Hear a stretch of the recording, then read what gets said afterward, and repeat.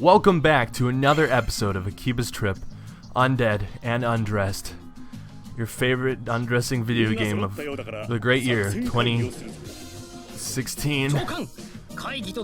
So we finally went back to Mogra, and we're gonna have another one of these great moments where we get to talk to all our friends. So, pretty much up next, we're just gonna do some standard stuff. We're trying to figure out what the next course of action is, and of course I was up last night binging anime, so you know I'm the protagonist of this video game. So basically we're going to formulate a plan now, and it's going to involve a character we've met already, but I'm not going to spoil it this time. And fantastically enough, we're not going to do any of the main mission in this video. It's all going to be all side quests, because we're going to get some pretty wild side quests, let me tell you. So we're going to get a real pep talk, you know. We were a hero inside the whole time. Real inspiring words from the game. And of course I'm going to pick the real inspiring choice, real hero's pick. Even though I'm pretty sure I named this character after a very not okay person from visual novel history, so I should probably be making bad choices. But this time, I'm gonna use my righteous heart, and it's gonna be fantastic. And they're gonna let us. We won't rant to them. Don't worry. So, after all this great humorous conversation transpires, we're gonna talk about what our next course of action is, which is what we're gonna have to get the word out about synthesters. And that's an important thing, because they don't think I can go around with my microphone and beat everyone up senseless until they're all gone. So, and the media, censorship at it again, folks. And so basically, we're gonna bring up Rin from the concert. That's right. Because she's popular, she's an idol, people look up to her, I think, or, you know, other things that aren't quite as righteous and, not as much dignified. So basically we're gonna do that, and then Shizuku's gonna run away. And our mission is to go find her, but we're not gonna do that. You're gonna find that, I'm not gonna do that. Because she's gonna get all weird here, and she's gonna be like, I don't know about this idea, and she's gonna run away. Yeah, she's going to get some air. And basically, literally the only thing we have to do is go follow her, and it's not a very long mission. In fact, it's like just some dialogue. But instead of doing that, I decided to pick up all the side quests and do them, and we're gonna get a couple doozies here. Not like super big, like there's a couple ones that I can think of that are really long that we're gonna get to eventually. But these are some thicker ones. You know what I'm saying? They're a little more intense. So here I'm just gonna go through and accept my new side missions. After looking at this, Nana sent us another email, which means we have to go get a mission from her.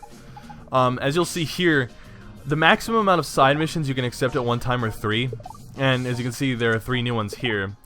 I tried to go to Nana to get my microphone upgraded and to get her quest, but I forgot that I accepted 3 quests right there, so you're gonna see me kind of fumble through the dialogue here. And her dialogue's kind of blocked out, but the side mission's popping up a little late. But yes, I thought I could get her to upgrade my microphone while doing a mission. However, you can't, so I decided to go do the quickest mission out of those 3 of the bunch that we just got. That being, we're gonna beat up a middle-aged lady dressing up as, oh yeah, you know it, dressing up as this famous character. That's right, it's Mike from the Vocaloids. And we're gonna beat the crap out of her, and she's allegedly 17, but despite that, here I go trying to defend myself against an unblockable attack, and then I get really mad here. Weirdly enough, you do not have to hit the hair off her head. I thought you would have to, because it was, the wig, obviously, let's be honest. But you don't. All you have to do is beat her middle and lower halves, And that's pretty easy. She's good at dodging though.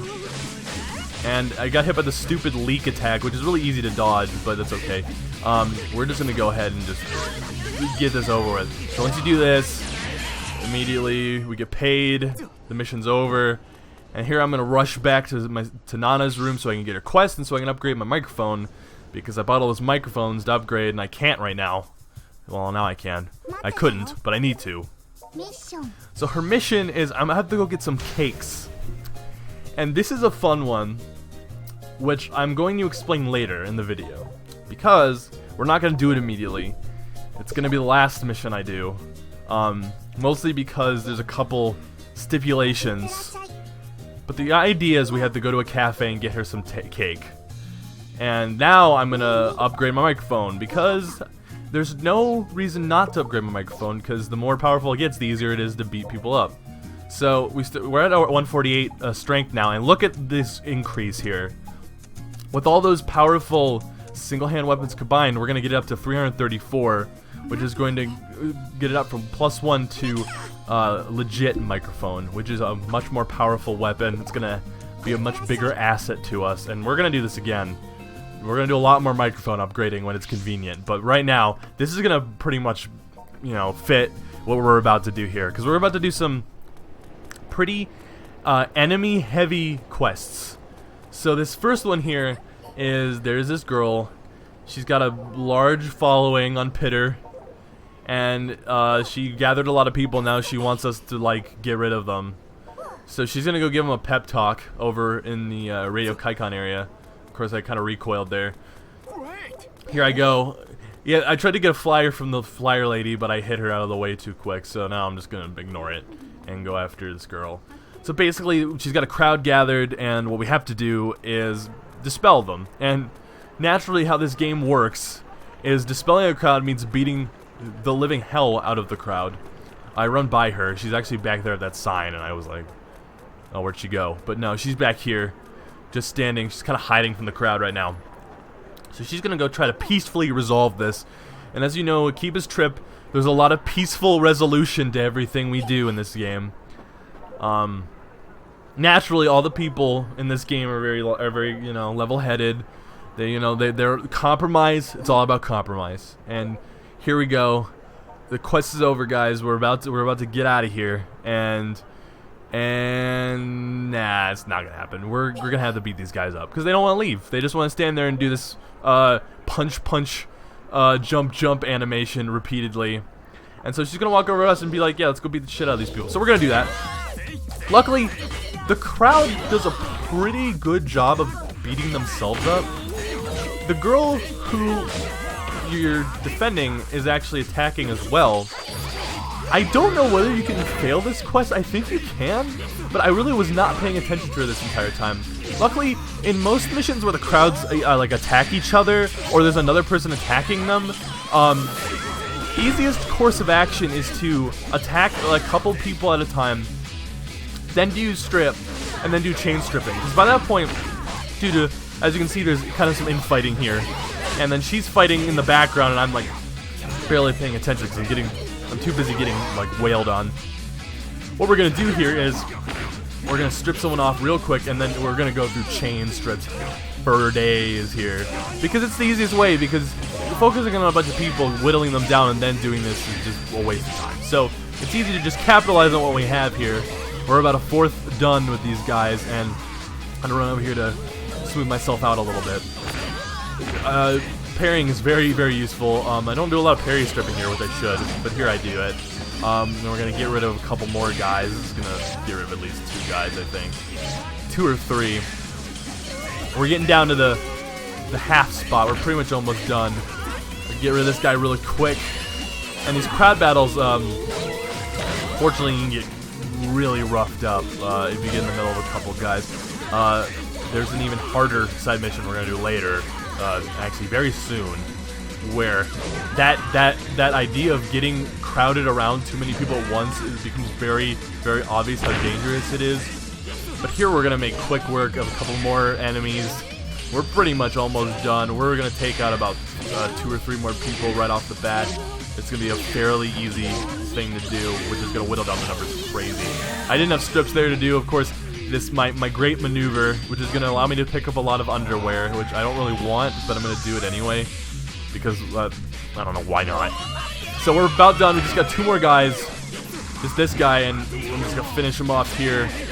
And lucky for me, I was attacking the wrong side of him. I was trying to take his shirt, but he didn't have any. And we're just going to finish it off here.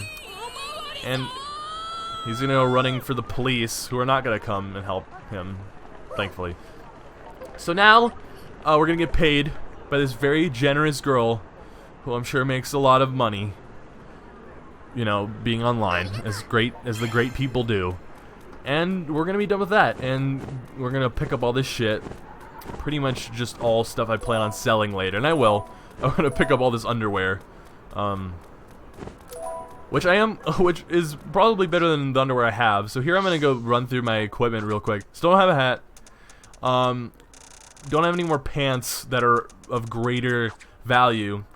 I will probably not upgrade my my defense much, and that means upgrading my clothing. The reason for which being that I could, but I don't think it's really that important, because honestly, like, the healing mechanic in this game allows for you to very quickly restore your clothing's, like, durability. So the chances of which that it's going to really be a problem that often are not high. I may upgrade them. I really don't think I will, though. I'm not putting as much priority into it as I am upgrading the microphone, because I think attack in this game is really useful, mostly because you can just offset people if you have, like, quick attacks. I just got it for donations there, if you noticed. This time, I did get the flyer. It is one I've had, so it was for nothing, but I did do it quickly. I didn't get locked into the dialogue there. So now we're going to go on a quest. A very, very familiar quest. A very familiar story that I'm sure you've read if you've been in any high school English class. Any high school education knows that the most famous of famous written documents, of written plays of our time, and we're about to reenact it in this video game. That's right, Lolio and Yuriette, a classic of literature. And we're gonna have to beat up a bunch of these dudes. And the weird thing is about this is the game gives you an idea that these guys are just gonna beat each other up, which would be really easy. It would make this encounter really, really easy if they just beat each other up, and then I went and saved this guy, so, you know, love can bloom. But instead, they're all gonna turn on me like that. And so I have to approach. I think it's about a lot of guys. It's like 12. Just gauging, I think it's 12. But like here, unlike the last mission we did, the crowd's not doing any infighting, and I don't have a partner. I don't have Shizuku because I didn't do the main mission, so I went in alone, which kind of a lone wolf approach isn't exactly the smartest thing I could have done here, but I do handle it well. I get right on the stripping, but unfortunately, since they're not fighting each other yet, mostly it's just the pot shots I've made. So luckily, we take 2 guys out right off the bat, and luckily we've only got pretty much halved their force down. Here's the main problem about this, especially where we're at, which you're gonna see later. If they're all attacking, unfortunately they go for me. But luckily, if they attack each other, the AI will, like, reallocate itself. As you see, that guy, like, totally got me messed up. But if they attack each other, what they'll do is their AIs will reallocate where their focus is on, so they'll start attacking each other, which is gonna make this encounter way easier. Because lucky for us, the more they attack each other, the less work I actually have to do. Unfortunately, I've gotten so close to the edge of the battle arena that the camera is doing the, like, this pan out thing, which is really annoying. So I'm trying to fight my way back into the middle of the crowd here, because I don't want to be near the camera screwing up. So I'm gonna run by all these guys. Luckily, they are fighting each other, which is gonna make this really easy. Though I got locked into a chain attack there, unfortunately. But after doing this grabbing, you're gonna see once again that the casualties of them fighting each other are really beneficial to me, because the more they do that, the more I get this opportunity, which is all this chain stripping is just gonna be so easy. It's just gonna thin the numbers real quick. I think I only got 2 guys here, so this isn't exactly a satisfying finisher, but it's useful and I'll take it. So we pretty much got the Caporetto guys half down. We've got the Montagues guys almost half down. It's 16 guys. It's 8 and 8. and then we're gonna have to fight 2 more guys who are like main guards. But this is the real meat of the mission here, is all these guys fighting. And luckily, they've started to not focus on me as much, so like the pressure is a lot lower. And that's a much more beneficial outcome, so I don't have to fight like, you know, 16 guys coming at me at one time. We're almost done with this encounter here. They're pretty much down to like 1 clothing per, and I'm trying to like pull this guy's shirt off, but I did not hit it nearly enough. With only 1 clothing item per, pretty much, this is going to become fairly easy pickings. Here I take care of 2 guys, and I think there's only 2 left here. Yeah, it's 1 for each. It's a shirt and a pants. So I kind of go for a parry here, whittle this guy's pants down, he's down and out, and then I want to get this guy's shirt all the way down so I can just go for a quick strip, twofer, and that's exactly what I do, and then we finish up right here. So now we've taken care of the main henchman force, and that's pretty much done, but now we've got 2 bodyguards left. They're not any harder than what we just fought. They're pretty much the exact same as what we just fought, but it's still more numbers to deal with, so I tried to take quick work of them. These guys are a little bit better at dodging, though I kind of realized that and started going for strong attacks, which is very useful. This guy dodges and he comes back to go for some parrying. I wanted to make quick work of these guys. I think I do get hit by a strong attack here.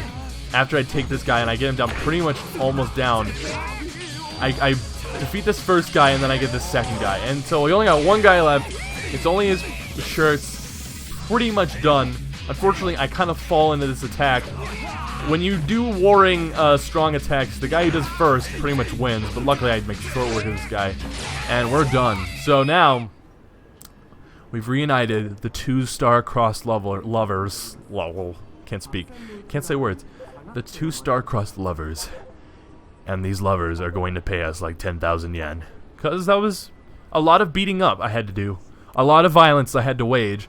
And now that through the power of love and their almost complete lack of face, kind of like everyone in this game, we're going to get paid the big bucks. 10,000 yen. And that's going to go into our trust fund. And now we got 1 more quest to do, and that's to get cakes. And here is where I'm going to start explaining things. I got lucky in this first encounter. I'm going to be pretty honest. Because I forgot something very crucial about this quest that I'm going to remember later. When you get the cakes, Nana says this, though I don't know whether I read it or skipped past it or what, but Nana says, don't jostle the cakes. There's a reason she says that, and it's not a throwaway line.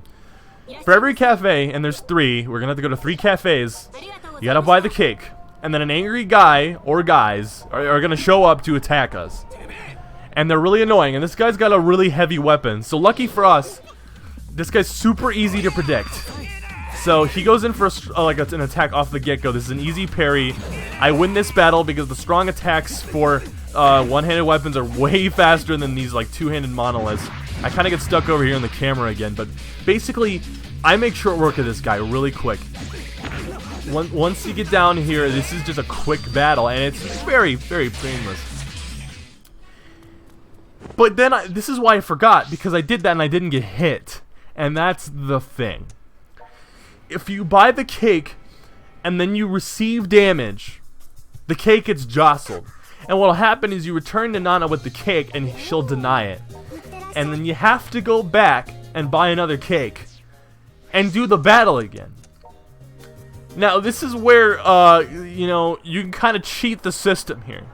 I gave you the benefit of watching me fail this at least once so I can prove to you exactly what happened. So I go here and I buy the cake, and then you're faced with 2 guys and not just 1. And these guys are not equipped with stupid weapons. In fact, they're using fists, and I immediately get socked. And as you can see, the cake in your bag has been jostled message comes up. That's what I remembered exactly what that means. These guys are using fists, which is kind of making them a lot more annoying than normal enemies to fight. Mostly because with a 2-on-1, it's easier for me to get hit, especially because their attacks are pretty much as fast as mine are. If not faster, because fist weapons are pretty useful. So now we get an unwitting 3rd guy in, and unfortunately, I thought it was gonna pad out the encounter more. So I just thought, well, I'll try to get rid of these guys really quick first instead, and that's basically what I'm going for. But it's here after I defeat both of these main guys that showed up that I truly remember exactly what the point of what I was doing here is, and it's to get the cake and get the hell out. Something unlike, except for specific combat, basically in specific combat things like bosses, mini bosses, you know, where you have to stay in combat mode. You are not forced to stay in combat mode with normal attackers. So unless it's a mission event or a boss event, you're not forced to stay in combat mode. So here I am bringing back the cake, and she's mad as hell because I brought back a cake that is destroyed. So I was an idiot and tried twice over to try to fight those guys, and here I just kind of got rid of all that history for you. And here's the real thing you can do. So these two guys get mad, and what do? I immediately get distance and then go out of combat mode. And what you could do is you could just run away. You don't have to fight them. You don't have to bother. You go to a different zone, and then you just go back to Nana's room. So because that's not a boss event and it's not a mission event, all you have to do is run away. So instead of fighting that lengthy battle, trying to not get hit through the already wonky combat mechanics, I just get the hell out of combat mode and run. And it's a much easier solution to do it that way than actually fight, because fighting entails all this, you know, bonus crap. And if you hit any synthesizer that's not in the combat zone, they will join the combat zone. So if I hit a synthesizer, you know, unwittingly, and he was like not in combat, he will be in combat after I hit him, which adds to numbers, which adds to an uncertain amount of time I have to go through a combat situation before I can get out. And of course, I can't get hit this entire time. So what's a better idea than just getting the hell out without fighting anybody? And that's exactly what I do. I run the way, I get to a different zone which cancels the combat out entirely, and then I'll just teleport back to Nana's room and just, you know, make quick work of this whole thing. And that pretty much is the easiest way to do the cake mission, which I realized a little later. I got lucky with that first guy, but basically that's the easiest way to do this side quest, and this is yet another step towards getting the Nana bonus ending, which will continue, and plus I had to do all of our missions anyway. So anyways, that's gonna do it for this episode of Akiba's Trip. I hope you enjoyed watching it, and I hope you stick around for more episodes and go together in this journey with me. I am BMAT. I do appreciate you watching, and I hope we'll see you next time.